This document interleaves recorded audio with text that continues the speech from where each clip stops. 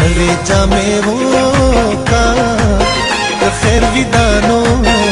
زلې بخامخا درځما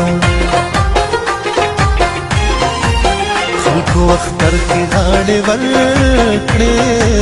ما چې لمونځ وکړ کور ته راغلم ژړېدما د سویلو نه څه جوړېږي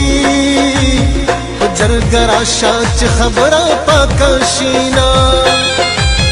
وخت چې د تخت نه راګزار شي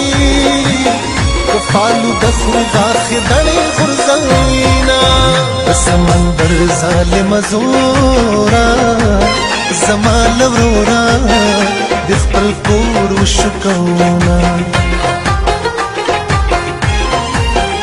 رانه په نیمه شپه رانشي کډوالو سپي ساتلی دي اوبه د خورينه او یا سپینې کوترې څوک تلې به نکړه څوک دې ویستل چارې یا سپینې کوترې